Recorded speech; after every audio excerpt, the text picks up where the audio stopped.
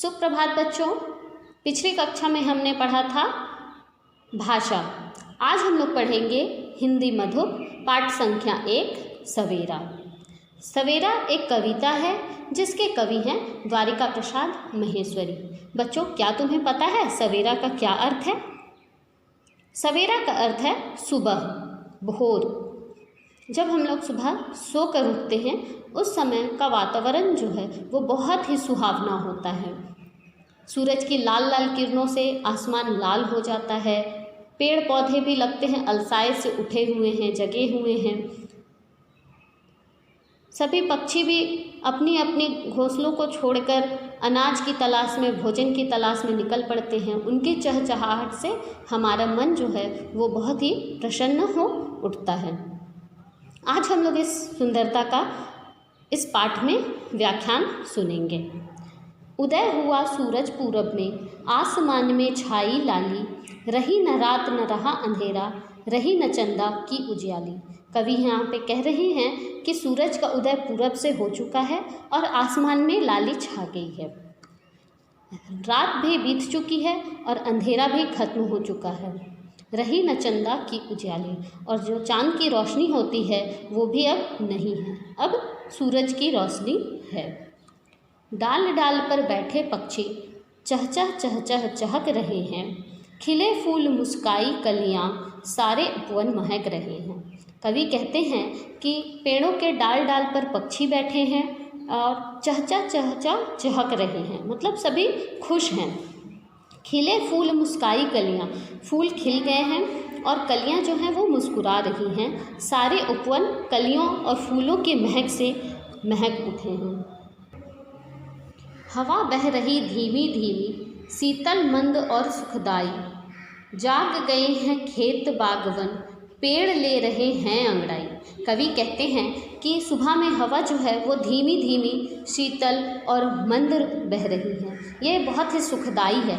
सुखदाई अर्थात सुख देने वाली। जाग पड़े हैं खेत, और खेत, बाग, वन, पेड़ सभी जाग गए हैं और अंगड़ाई ले रहे हैं। कन कन पर बिखरे हैं मोती, कन कन बिखरी हैं मनियाँ, कितनी मनहर कितनी सुंदर, सुखद सुहानी ये घड़ियाँ। अंतिम पंक्तियों में कवि कहते हैं कि कन कन में, यानी कि धरती के कन कन में मोती और मनियाँ बिखरी हुई हैं। पता है ये मोती और मनियाँ क्या है बच्चों? ये मोती और मनियाँ ओस की बूंदें हैं जो हरी हरी पेड़ों की पत्तियों पर, दूब पर, घास पर बहुत ही सुहावनी मोतियों की तरह प्रतीत होती हैं। कितनी मनहर, मन को हरने वाली और सुंदर हैं। सुखद सुहानी ये घड़ियाँ, और सुबह का ये वक्त जो है, ये समय जो है, ये बहुत ही सुहावना है। इस तरह से हम देखते हैं कि कविता में कवि ने भोर की सुंदरता का मनोहर रूप प्रस्तुत किया है। बच्चों, हमने इस पाठ का अध्ययन कर लिया। अब हम इससे संबंधित अभ्यास का प्रश्न करेंगे। सबसे पहले बोलिए, इन शब्दों को पढ़ो और उसके अर्थ समझने के प्रयास करो।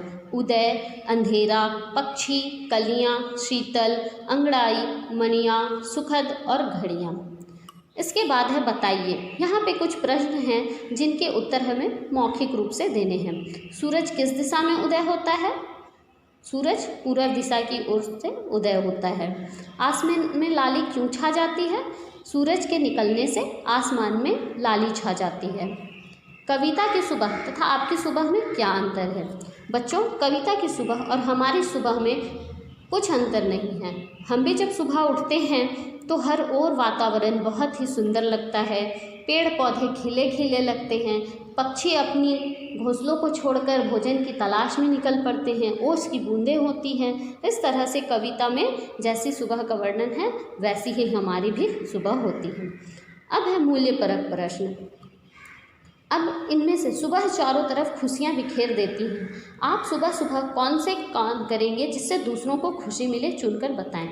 चिड़ियों के लिए दाना पानी रखेंगे ताकि चिड़ियाँ भी खुश रहें, हम भी खुश रहें। स्कूल जाने के समय सबको परेशान करेंगे, ये कथन गलत है, हम ये काम नहीं करेंगे। और खुश होकर स्कूल जाएंगे, ये कथन सही है। इसके बाद है लिखित प्रश्नोत्तर। लिखिए, सही उत्तर पर सही का निशान लगाना है।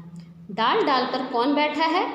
डाल डाल पर चींटी चूहा तो नहीं बैठता है, पक्षी बैठती है। ठीक है, डाल डाल पर पक्षी बैठते हैं, खरगोश भी नहीं बैठते हैं।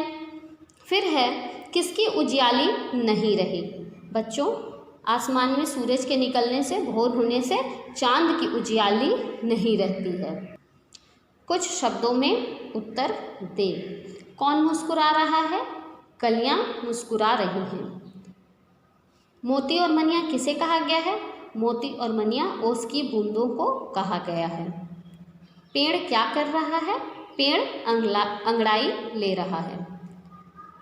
प्रश्न संख्या 3, कुछ वाक्यों में उत्तर लिखें। इन प्रश्नों के उत्तर हमें कुछ वाक्यों में लिखने हैं। उपवन क्यों महक रहा है? उपवन कलियों और फूलों के महकने से महक रहा है। हवा किस प्रकार बह रही है? हवा शीतल, मंद और सुखदाई बह रही है। सुबह की सुंदरता के बारे में अपने शब्दों में लिखिए। सुबह का वातावरण बहुत ही सुंदर होता है, यह बहुत ही सुखदाई होता है। पेड़ पौधे लगता है अंगड़ाई लेकर उठ पड़े हैं। पक्षी अपनी अपनी घोंसलों से निकलकर भोजन की तलाश में जा रहे हैं। मुर्गा बांग दे रहा है, लोग अपने कामों में लगे हुए हैं और एक शीतल मंद पवन बह रही है।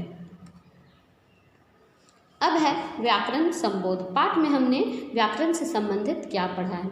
कविता में कई जगह चंद्र बिंदु वाले शब्द आए हैं, जैसे अंधेरा, कलियां, अंगड़ाई, मनिया, घड़ियां। इन शब्दों में चंद्र बिंदु लगाकर लिखें। बांसुरी, यहाँ पे चंद्र बिंदु का प्रयोग किया गया है। मुंह, मुंह में मौ के ऊपर चंद्र बिंदु का प्रयोग करते हैं। इसी प्रकार हंसी में ह के ऊपर चंद्र बिंदु का प्रयोग करते हैं और कांच में क के ऊपर चंद्र बिंदु का प्रयोग करते हैं। दूसरे नंबर में है मिलते जुलती ध्वनि वाले शब्द लिखें। मनिया, घड़ियां, लाली, काली, चहक, महक, सुखदाई, दुखदाई। तीसरे नंबर में है कविता से ह्रस्वई तथा दीर्घई की मात्रा वाले शब्द ढूंढकर लिखें। कलियां, मनिया, घड़ियां, लाली, धीमी, शीतल। अगला प्रश्न है पक्षी, डाल, वन, ये सभी नाम शब्द हैं। आप भी कविता में से 5 नाम शब्द छांटकर लिखिए। सूरज, पूरब, चंदा, फूल, उपवन। विषय संवर्धन गतिविधियाँ। नीचे दिए गए शब्दों की सहायता से कविता पूरी कीजिए। यहाँ पे कुछ शब्द दिए गए हैं जिनकी सहायता से हमें इस कविता को पूरा करना है। सुबह को सूरज उगता है, हर कोई तब जगता है, तब सब सुहाना लगता है, आलस जाता चुस्ती आती, सुबह सुबह ही मस्ती छाती, इसलिए कहता हूँ भाई, देर तक सोने में है बुराई। इन शब्दों को हमने इस बॉक्स से ही लिया है, यहीं से शब्दों को लेकर हमें कविता को पूरी करनी है।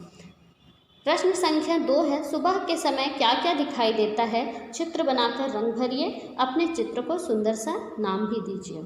और क्या होती यदि सुबह शाम ही ना होती? अगर सुबह और शाम नहीं होती तो क्या होता, ये आप सोचकर लिखिए। ये दोनों प्रश्न आपको स्वयं हल करने हैं। धन्यवाद क्लास। अगली कक्षा में हम पढ़ेंगे हिंदी मधुर पाठ संख्या 2 नीलम परी।